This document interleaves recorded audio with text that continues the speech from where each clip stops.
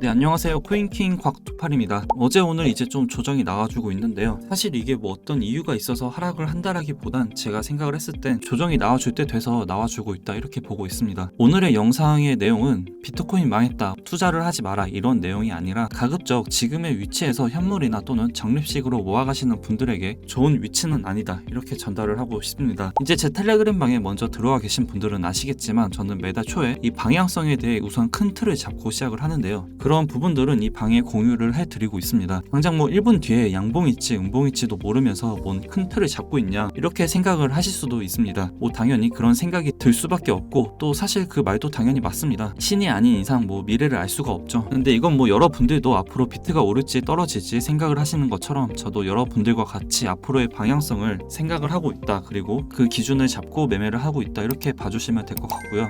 우선 결론부터 말씀을 드리면요, 저는 4월 월봉은 이제 음봉으로 마감을 할 거라고 보고 있습니다. 그 이유부터 하나씩 설명을 해드리면 4월 5일 이 방에 제일 먼저 공유를 해드렸었는데, 저는 이 4월 초에 상승을 했던 부분이 이제 4월달 하락한다는 관점으로 잡은 가장 큰 이유 중 하나입니다. 1월부터 3월까지 저는 이제 계속 상승의 관점으로 봤던 이유가 월 초부터 조정이 나와줬고 월 중후반에 상승할 수 있는 힘이 있다고 했던 것처럼 4월도 마찬가지로 당시 4월 초 중반 상승을 해버리면 그 이후 4월 중후반까지 이 상승의 힘을 유지할 수 있을 만큼 어떤 이슈나 아니면 유동성은 지금 같은 상황에 힘들지 않을까라는 판단을 했습니다. 만약 2021년 이때라면 뭐 얘기가 달랐겠지만 지금은 누가 봐도 그때와 비교를 할 수는 없죠. 가장 크게 경제 상황 그리고 정책들이 아예 다르니까요.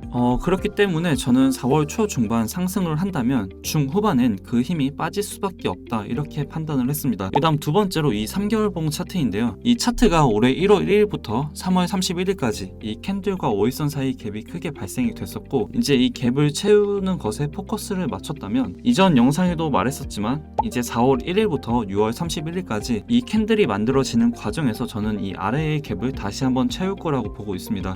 이 갭을 무시하고 그냥 위로 쭉 올릴 가능성 당연히 있지만 저는 그만큼의 유동성 그리고 시장의 상황이 좋을까라는 생각을 해봤을 땐 글쎄라는 생각을 하고 있고요. 이젠 금리에 대한 부분보다는 경기 침체에 대한 부분을 또다시 걱정하고 있고, 정말 경기 침체가 온다면 투자를 할 여유조차 없어지게 되고 더 심각하면 당장 생계가 걱정되는 시기인데 이 돈이 위험자산 시장에 들어온다? 특히나 주식보다 더 리스크가 크고 변동성이 크다고 하는 이 코인 시장에 돈이 더 들어올까를 생각해 봤을 때 저는 좀 힘들 거라고 보고 있습니다. 그렇기 때문에 저는 이 3개월봉 차트 기준으로 봤을 때 만약 이 5일선을 터치하는 조정까지 나와준다면 23,000달러까지 열려있다고 저는 보고 있고요. 뭐 이거는 당장 이번 주 아니면 뭐 다음 주까지 저 위치에 간다 이게 아니라 4월 1일부터 6월 31일까지 기준을 봤을 때 저 위치까지는 충분히 갈 수 있다 이렇게 생각을 하고 있습니다. 자, 이제 단기적으로 봤을 때 일본 캔들로도 지금 상황이 좋아 보이진 않죠. 우선 5일선과 21선 데드크로스가 발생이 됐습니다. 이 데드크로스가 발생이 됐을 땐 당연히 상승보단 하락의 상황이 더 많았고, 최근 상황만 봐도 이제 2월 9일에 데드크로스가 확정이 되고 13일까지 마이너스 7% 하락이 나와줬습니다. 그리고 3월 2일에 데드크로스가 확정이 되고 10일까지 마이너스 17% 하락이 나와줬습니다. 자, 이번에도 이제 일봉상 데드크로스가 발생이 되는 시점이고 지금은 이제 상승을 보는 방향보단 하락에 초점을 두고 봐야 되지 않나 이렇게 생각을 하고 있고요. 자, 일봉보다 더 단기적인 관점을 보면 4시간 차트인데요. 지금 4시간 차트를 보면 RSI 과매도 구간에 계속 유지를 하고 있습니다. 그리고 240일선은 지금은 지지받고 있는데 우선은 쉽게 깨지진 않을 거라고 저는 보고 있고요. 이렇게 지지받는 척 하다가 결국 깨지지 않을까 싶고, 만약 이 241선까지 뚫으면 저는 더 큰 하락이 나올 거라고 보고 있습니다. 정말 4시간봉 기준 단기적인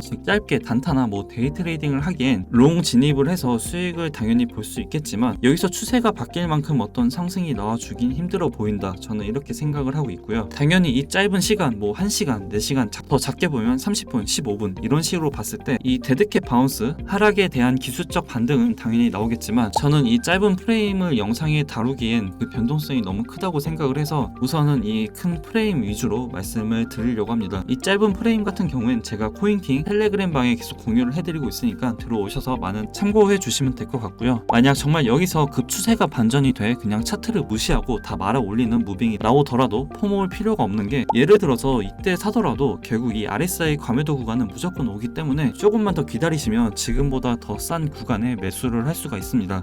지금 굳이 이 매매를 매일같이 할 필요는 저는 없다고 생각을 하고요. 뭐 하루하루 급등하는 코인들 오늘 하이파이처럼 이런 걸 맞춰서 수익을 보면 당연히 너무나 좋겠지만 저는 그게 계속 꾸준히 수준이 유지가 되긴 어렵다라고 생각을 합니다. 만약 비트가 이때처럼 일본 기준 RSI 과매도 구간에 접어들고 이렇게 큰 하락이 나와준다면 알트들은 비트 그 이상만큼 당연히 빠질 거고, 그때 가서 비중을 실어 접근을 하면 되지 않을까 이렇게 생각을 하고 있고요. 지금 뭐 하루하루 나오는 급등에 포모를 느낄 필요는 없습니다. 시간적으로 조금만 더 기다리시면 여러분들이 원하는 자리가 나올 거고, 그 기준은 일봉상 RSI 과매도 구간만 노리면 된다, 이렇게 말씀을 드리고 싶습니다. 정말 다른 거 여러 가지 어렵게 보실 필요 없고, 이 일봉상 RSI 과매도 구간만 노려도 여러분들이 생각하는 수익 충분히 가져갈 수 있다고 생각합니다.